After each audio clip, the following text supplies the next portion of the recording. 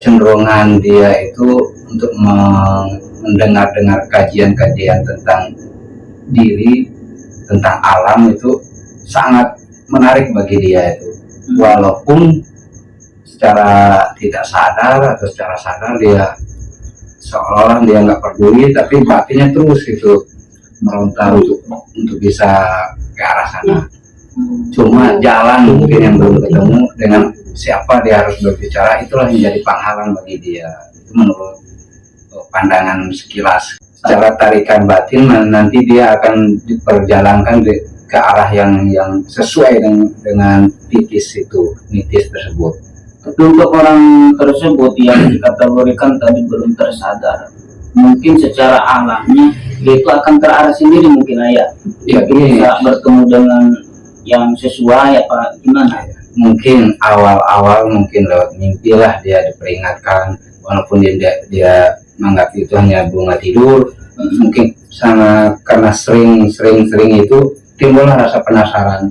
Itulah yang awal mula bagi batin dia itu bergejolak untuk mencari rekan atau mencari guru yang bisa membuat batin dia itu bertemu dengan apa yang dia cari gitu. Jadi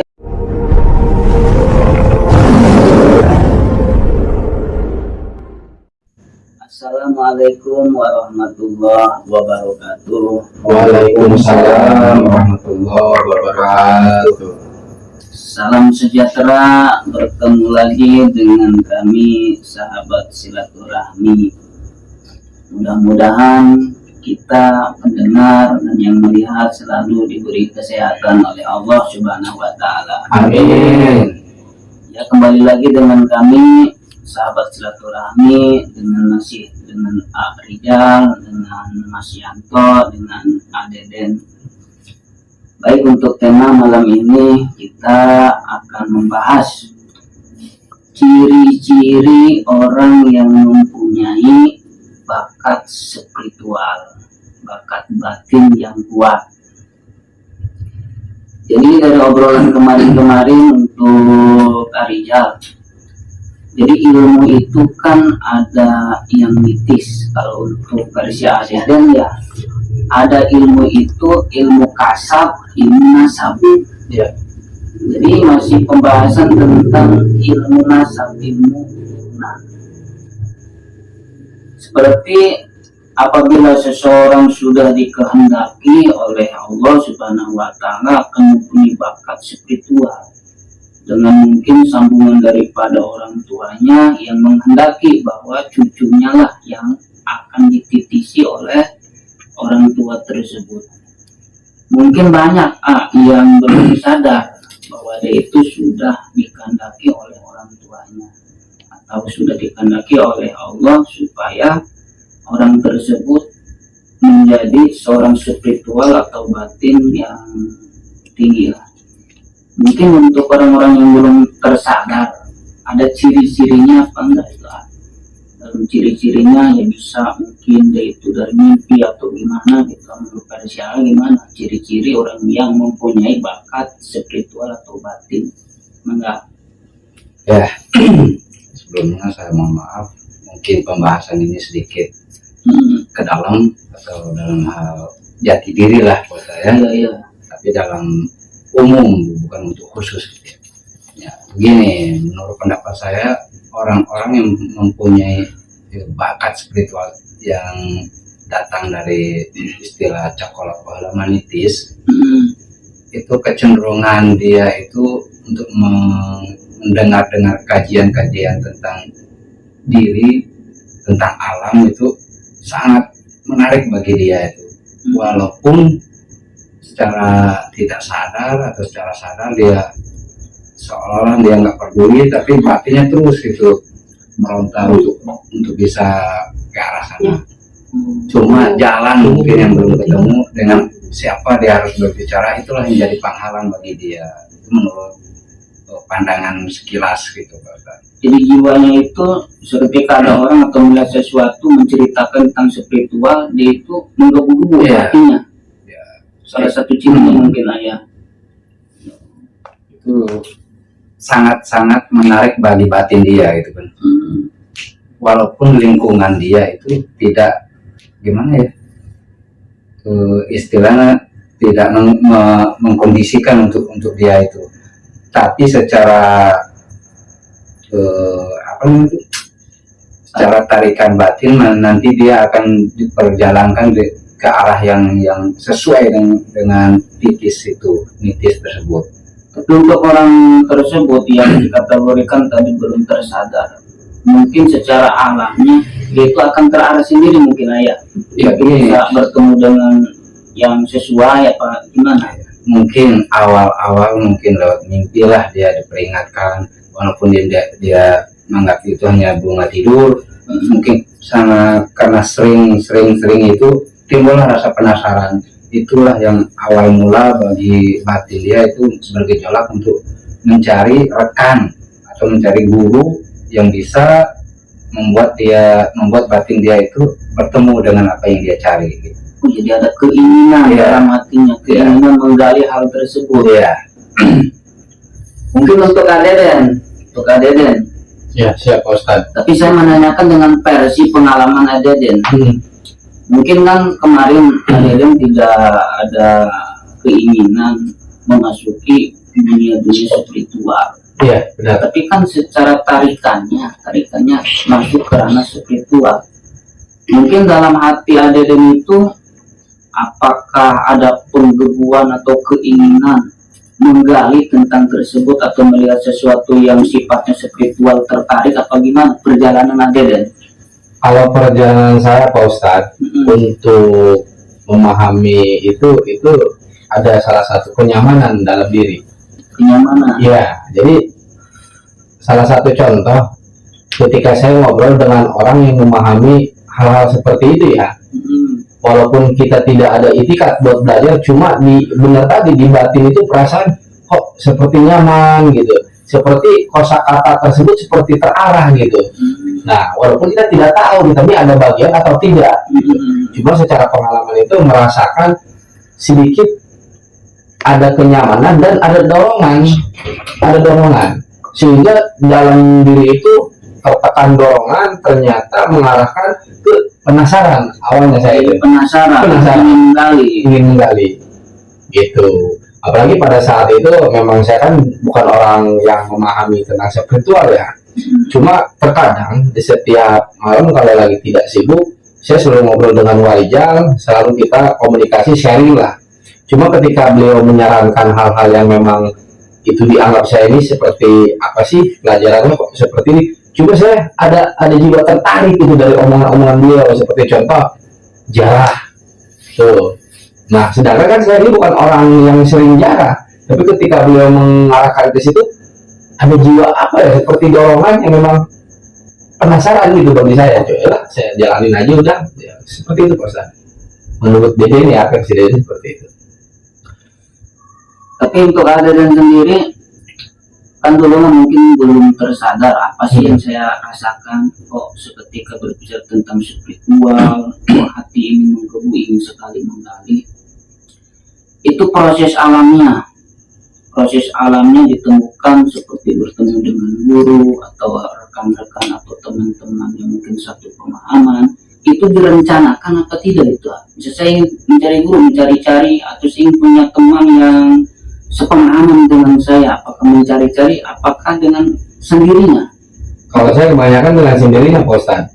Jadi memang kalau bicara tentang mencari guru ya, dulu pada saat itu belum ada pikiran Pak Ustaz, atau mencari teman di luar juga itu belum ada pikiran buat saya ingin tahu tentang ke arah situ.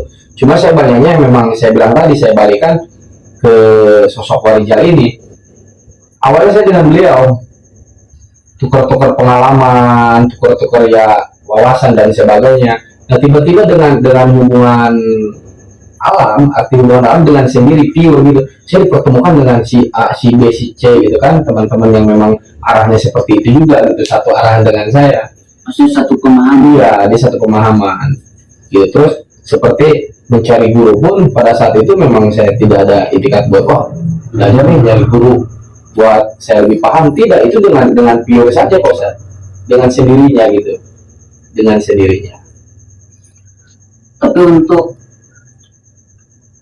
orang lain ya mungkin pernah lah ada yang datang ke Adeden mempunyai hal yang seperti sama, mungkin menggebu-gebu hatinya ingin menggali sesuatu, mungkin penasaran tentang spiritual tersebut. Itu mungkin sudah ada yang datang ke Adeden mempertanyakan hal itu. Alhamdulillah Pak Ustadz udah, walaupun nggak banyak ya, mungkin adalah pengalaman ke situ ada, walaupun saya bilang nggak banyak, ada Pak Ustadz. Berarti sistemnya tarik menarik kali ayah, setelah yang terbuka, yang belum terbuka tertarik, mungkin seperti itu ya. Ya mungkin seperti itu ya, yang Pak Ustadz bilang tadi, ya kayaknya seperti itulah. Karena saya juga bingung, terkadang gini Pak Ustadz, saya pernah dipertemukan dengan salah satu teman yang memang arahnya dia bicara ke spiritual, padahal dia sama, bukan orang yang memahami spiritual. Cuma ketika dia datang silaturahmi, kebanyakan condong bahasanya itu seperti kentalnya ke arah spiritual. Nah, karena kita punya pengalaman, kita berbagi. Arti berbagi di situ buat sharing awalnya. Ternyata dia sama seperti saya, mungkin punya rasa yang memang penasaran juga gitu. Akhirnya kita jadi satu. Arti jadi satu di situ, menjalin tali hubungan silaturahmi lebih panjang gitu dengan seseorang yang tadi saya ceritakan. Mungkin lama-kelamaan mungkin kita banyak teman yang sepemahaman seperti itu ya. Tapi untuk Arijal, katakanlah seseorang ini spiritual, tapi belum pernah kenal, belum pernah ketemu. Itu untuk orang spiritual sendiri bisa apa tidak jadi mengetahui bahwa dia itu spiritual. Apakah dalam segi energinya, apa dalam segi tatapan matanya, itu bisa diketahui apa enggak itu? Ya menurut pengalaman saya ya sedikit itu ada, bisa ada, artinya ada gini, seolah-olah orang ini sekali ketemu gitu ada terlintas ini punya sesuatu apa namanya itu rahasia dirinya yang mungkin masih tersembunyi, yang dia juga sedang mencari itu. Bahkan saya pernah punya pengalaman ya, seseorang yang mungkin dalam bahasan spiritualnya udah tinggi. Kalau dia pernah nanya ke saya gitu kan, siapa guru kamu? Kata saya, guru saya nggak ada, saya langsung ke langit guru. Karena sambil bercanda itu kan. Karena apa? Karena dia mengatakan begini, kalau sudah menjadi ahli buat apa jadi tukang? Artinya gini, dia merasa spiritualnya sangat tinggi dan jauh lah, dia menganggap dirinya itu sudah tidak perlu bersyariat lagi. Jadi udah sholat udah nggak perlu. Kenapa? Dia merasa udah ahli. Karena kan dia merasa gimana ya, dia cerita ke saya gini, udah tua sih orangnya, pengalaman juga sudah cukup luas dalam kaji diri dia itu, bahwa dia itu pernah dibelah dirinya dalam mimpi.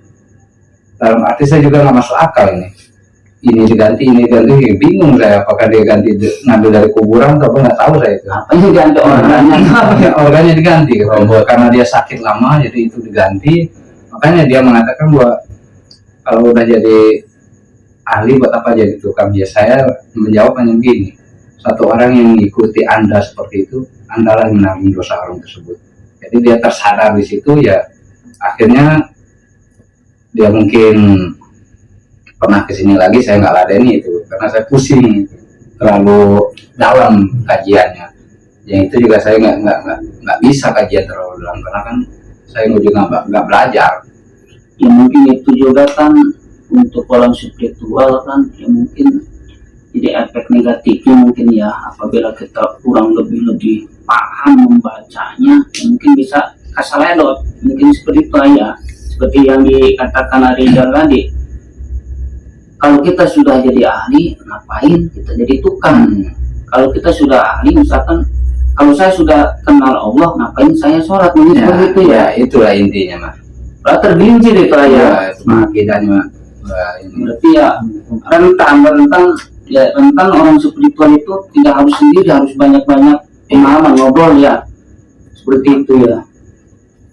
Untuk keadaan keasikannya dan ketidakasikannya dalam spiritual itu yang dialami Aden seperti apa? Misalkan asik dalam spiritual itu, misalkan jiwa kita diberikan tenang, mungkin sebaliknya untuk orang spiritual, ketidakasikannya, ketidaknyamannya seperti apa? Jadi kalau masalah asiknya seperti apa dan tidak asiknya seperti apa nih, saya bilang tadi, saya hanya berbicara tentang pengalaman sendiri ya Pak Ustadz ya. Kalau saya di spiritual itu, kalau ngomongin asik itu punya banyak kebebasan. Bebas dalam arti di sini kalau udah ngomongin tentang spiritual, itu saya udah nggak mikirin apa-apa lagi. Jadi perasaan, pikirannya udah, bukan berarti nggak mikirin hal-hal yang memang secara kebutuhan saya Pak Ustadz. Jadi kalau misalkan momen yang lagi bicara tentang spiritual, itu keasikan saya itu di situ dengan orang tersebut, misalkan dalam Warijal, perasaan punya rasa yang agak tenang gitu, enjoy. Jadi bebas lah, saya bilang bebas tadi. Jadi udah nggak mikirin hal-hal yang memang yang tidak perlu saya pikirkan. Nah terus dari spiritual tersebut yang bikin saya kurang asik ya, apa kurang asik ya, tidak nyaman. Nah tidak nyamannya kalau misalkan saya ini tidur, banyak perasaan atau dalam mimpi atau dalam diri sendiri yang memang ya seperti sifatnya amanah. Mimpi tersebut tuh kadang suka ada hal-hal yang memang mengganggu sih tidak Pak Ustadz sebenarnya, cuma yang memang amanah kebanyakan ya Pak Ustadz, amanah untuk diri, tuntutan untuk diri, itu yang bikin saya yang bukan kurang asik ya, kalau kurang asik terlalu gimana gitu, jadi agak kurang asik kan videonya. Ini dikategorikan penggemblengan secara batin. Ketika kita belum siap harus dilaksanakan gitu Ustaz. Tapi menyikapi ini kan istilahnya orang spiritual, ketika sudah ada keterbukaan yang dialami adik-adik, ada tidak misalkan dalam suatu keluarga atau seseorang mempunyai suatu kesalahan atau kurang baik lah, adalah di sisi goibnya atau mungkin ada dari turunannya, istilahnya memberikan pesan untuk adik dan coba supaya benarkan. Seperti itu ada pengalamannya? Cuma tidak secara langsung ya, walaupun ada juga pengalaman, cuma hanya dalam mimpi Ustaz. Cuma hanya dalam mimpi. Saya tidak bisa untuk berbicara tentang misalkan yang udah meninggal terus datang, itu saya nggak bisa. Cuma kalau dalam mimpi itu pun kalau lagi memang mencak sudah tamak kabarnya hanya mimpi. Nah pernah salah satu waktu saya mimpi dengan salah satu sosok yang memang sifatnya memberikan amanah untuk ke keluarga. Nah sedangkan yang saya khawatirkan terkadang kan banyaknya fitnah Ustaz. Itu yang saya khawatirkan. Kita kadang-kadang kalau mimpi dikasih amanah dengan seseorang dengan perwujudan yang memang sudah tidak ada, saya lebih berpikirnya harus meluaskan cara bicara, cara berpikirnya, dan waktu yang tepat. Kalau tidak tepat, wallahu a'lam bishawab, itu kadang terbenturnya diri kita di situ. Benar tidak? Menurut dua, seperti itu ya. Karena gini Pak Ustaz, kita kasih pengertian atau misalkan amanah tersebut, kadang-kadang kan mindset orang tidak sama.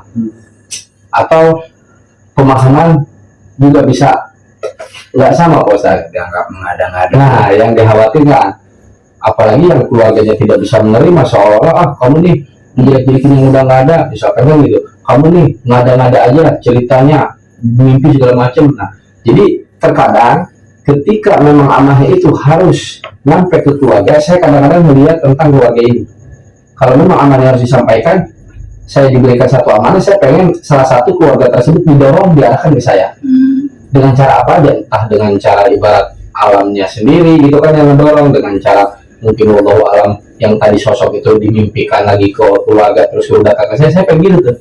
Jadi ada saling gitu. Itu pernah kayak gitu pengalaman. Jadi saya juga nggak menafikan ayah. Jadi saya juga pernah ngaji itu, pernah membaca kitab apa saya lupa kitabnya. Jadi dalam isi kitab itu isinya kisah lah, cerita mengenai tentang arwah waktu malam Jumat butuh doa. Membaca saya kitab, di situ ceritakan ada satu ulama, dia kalau tiap malam Jumat suka berziarah ke pemakaman umum. Terus dalam keadaan kasat kali ya, keadaan kasat dia itu terbuka. Jadi alam-alam kubur itu ada yang terkena cahaya, ada yang tidak pula. Terus dia melihat ada seorang yang sedih, nangis. Terus ditanya, kenapa kamu nangis? Keluarga saya tidak pernah mengirimkan doa kepada saya.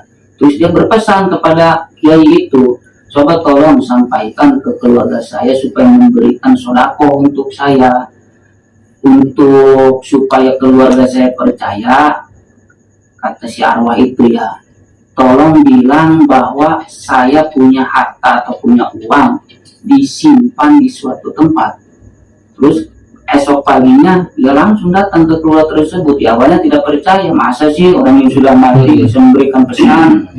Terus itu argumen itu disampaikan bahwa si arwah itu memberitahu dia itu punya harta, punya uang disimpan di suatu tempat, uang tersebut supaya disodakokan untuk dia.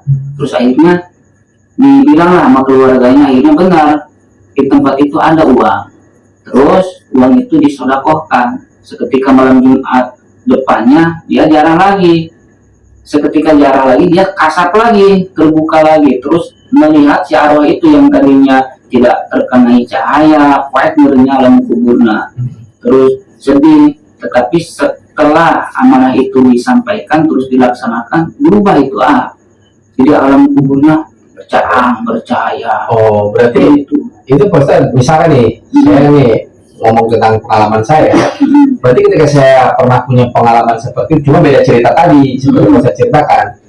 Berarti itu yang saya mimpikan dengan salah satu arwah saya mimpikan memberikan salah satu amanat ke keluarganya. Berarti itu ada cerita di kitabnya juga ya? Ada. Makanya saya kadang suka khawatir gitu Ustaz. Kekhawatiran diri ini yang harus kita jaga ya, karena sekarang kan tahu sendiri Ustaz, salah ngomong aja baiknya kan ya, kalau keluarganya nerima sih enak gitu, tapi kalau tidak nerima ya justru itu fitnah, karena fitnah yang menang gitu kan, dan yang dikhawatirkan seperti itu. Ya, mungkin untuk adik sendiri menyikapinya seperti apa? Apabila adik saya mampu saya sampaikan, kalau tidak mampu seketika ya takut ada fitnah mungkin tidak disampaikan gitu. Kalau saya bukan tidak disampaikan Ustaz, karena sifatnya amanah kan ya memang harus ya amanah. Nah, apalagi kalau saya mampu. Cuma saya kadang di situ kalau misalkan mimpi, anggap saya tadi bahasa mimpi tersebut, kalau mimpi tersebut diberikan amanah, kadang-kadang saya pelajari dulu Ustaz, tidak langsung saya berikan ke orang tersebut. Karena kalau saya langsung berikan, mungkin dia kaget atau beda pemahaman juga, beda penerimaan. Makanya dengan cara hati kebanyakan. Gimana caranya ini amanah ini biar bisa tersampaikan. Momen yang terbaik. Kadang-kadang kalau memang benar amanah, saya percaya dengan ketentuan ya, atau misalkan dengan keyakinan, kalau memang amanah ini harus benar-benar harus disampaikan, itu ada jalannya, pasti ada jalannya. Untuk Arizal menyikapi hal seperti tadi yang diungkapkan, kadang kan kalau orang spiritual menyendiri sendiri mungkin bisa kasaledot lah, harus benar-benar istilahnya perlu ngobrol ya, apalagi kalau punya guru harus bertanya kepada guru. Jadi untuk orang spiritual sendiri, jadi menyikapinya untuk orang-orang spiritual supaya tidak tergelincir. Karena kan orang spiritual mungkin banyak yang membuka takbir goib. Itu yang dilakukan orang spiritual itu harus bagaimana? Ya, yang pertama kan gini yang harus dilakukan, kan jangan dulu mengarah ke spiritualnya dulu, arahkan dulu ke syariatnya dulu, benarkan dulu syariatnya. Spiritual itu kan hal yang di luar nalar gitu kan Pak Ustaz. Jadi untuk menyikapi tersebut, ya mungkin orang tersebut wajib mencari guru. Setelah punya guru, dia harus punya kumpulan sharing yang satu pemahaman. Jadi kalau mas kudu sasama, kudu sasama, artinya kan sepemahaman, supaya mungkin ini yang berlebih, ini yang bakal ngurangin. Kadang-kadang ada yang kalau sendiri itu kan semuanya disimpulkan sendiri, diambil kesimpulan sendiri, akhirnya kan dia jalan sendiri, dia nggak tahu yang ditabrak itu apa, syariat hancur ya, segala macam. Itu yang membahayakan ya. Kebanyakan yang di masyarakat itu dalam kajian-kajian seperti ini yang hampir, mohon maaf ini, hampir meninggalkan syariat Karena apa ya? Karena mereka menganggap syariat itu hanya apa? Untuk tubuh, bukan untuk batin. Yang menurut saya itu kan salah besar. Salah besarnya di mana? Karena kan mustahil batin itu bisa lurus kalau syariatnya nggak lurus. Itu menurut saya, Pak Ustaz. Untuk hadirin sendiri, jadi kan supaya tidak tergelincir, ya mungkin dari pesan-pesan spiritual kan ada yang dialami dari kontak batin langsung atau kontak mimpi langsung, ada mungkin kebanyakan berbentuk siloka. Apakah ajaran-ajaran tersebut harus dijabarkan lagi, ditapakuri lagi, dipecahkan lagi, apa langsung ditelan aja itu? Ya kalau menurut saya Pak Ustaz, karena bahasa-bahasa yang memang datang ya oleh hal-hal mimpi dan sebagainya, itu bahasa mentah menurut saya. Kenapa saya bilang bahasa mentah? Kalau tidak kita kaji lagi, tidak kita misalkan arahkan lagi nih bahasa, yang khawatir takutnya ya tadi ada kesalahan cara penafsiran diri sendiri. Makanya saya selalu sebelum itu terpecahkan, saya dikasihkan salah satu bahasa siloka nih. Kalau saya belum memecahkan siloka tersebut, saya nggak berani untuk menyimpulkan karena kekhawatirannya itu sangat luar biasa. Karena bahasa siloka itu menurut saya bahasa yang memang mentah ya. Ya menurut saya ini materi saya mentah di situ karena kosakatanya itu kan memang tidak real seperti nyata gitu. Jadi bahasa-bahasa yang memang harus dipelajari lagi menurut saya. Gitu. Ya mungkinlah cukup untuk pertemuan malam ini. Jadi simpulnya ya mungkin seseorang pun untuk wilayah atau kebanyakan orang-orang banyak di kalangan masyarakat ya mungkin ada bakat-bakat terpendam ya, bakat-bakat terpendam yang mungkin dia tidak menyadari bahwa dia itu ada arahan ranah spiritual atau ranah batin. Seperti tadi yang diceritakan oleh Rijal, seketika orang itu ada keinginan atau menggebu-gebu hatinya menceritakan tentang hal spiritual, dia itu ingin sekali menggali, mungkin itu salah satu cirinya. Mungkin untuk orang-orang tersebut, carilah orang yang sepemahaman, yang mengerti tentang hal spiritual dan tanyakan ke orang yang ahlinya. Mungkin pertemuan malam ini kita tutup. Assalamualaikum warahmatullahi wabarakatuh. Waalaikumsalam.